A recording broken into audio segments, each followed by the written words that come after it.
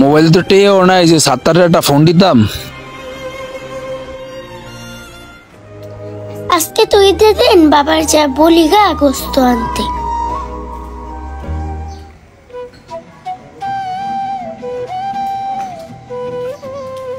আব্বু আজকে তো ঈদের দিন, সবাই গোস্ত খাইবো, আমার বান্ধবীরাও গোস্ত খাইবো, আমরা কি খামু না? মা আমরা তো গরিব মানুষ মা, আমগো তো মনে করো বড় লোকের মতো কপালে সুখ নাই, আর আমগো এত টাকা পয়সা নাই যে আমরা গরুর গোস্ত কিনা খামু মা। তারপরে তুই যেহেতু বলছিস আমি গাড়িটা লিয়ে বের হয়ে দেখি যে গরুর গোস্ত কিনে আনতে পারি কিনা। ঠিক আছে তুই থাক মা। হ্যাঁ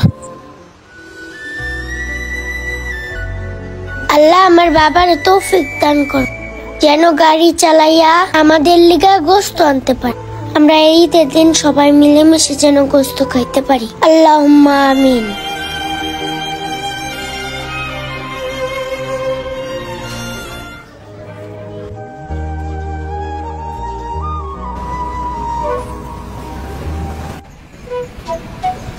উনি তো গরুর গোস্তের দোকান দেখা যাইতেছে, দেখি মায়ের লেগে এক পা গরুর গোস্ত কিনে আনতে পারি কিনা, উনি দেয় কিনা।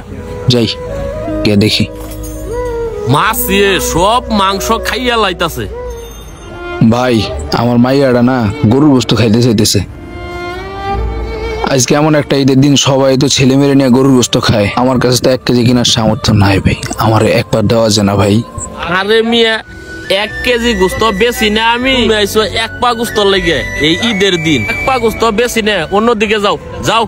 যাস না কে তুই এখনো?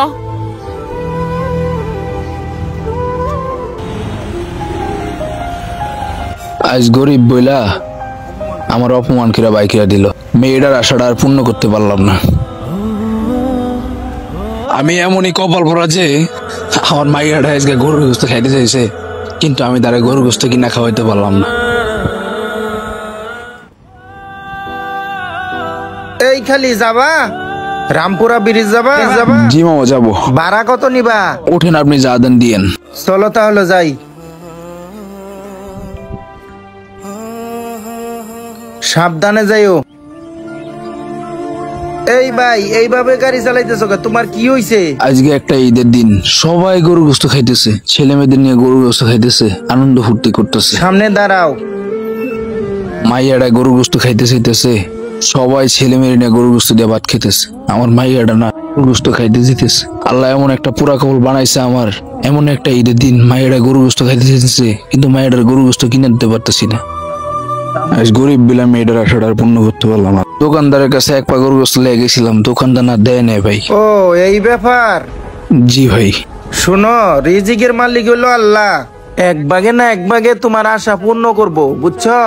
তুমি টেনশন নিও না, সুন্দরভাবে গাড়ি চালাও। এভাবে গাড়ি চালাইলে তো তুমি অ্যাক্সিডেন্ট করবা। ঠিক আছে ভাই। বুঝতে পারছো? এ ভাই শুনো, আমি এখন আর যাইতাম না, তোমার কষ্টের কথা শুই না রামপুর আর আমার যাওয়া হবে না, কষ্ট লাগতাছে।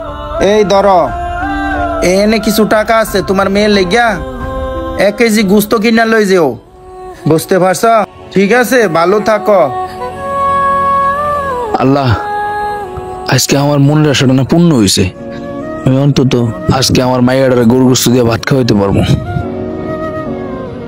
এই জগতে যে এত ভালো মানুষ আছে তা আসলে আমার জানা ছিল না। যাক যাই হোক, আমি মায়ের জন্য গরু গোস্ত কিনতে যাই।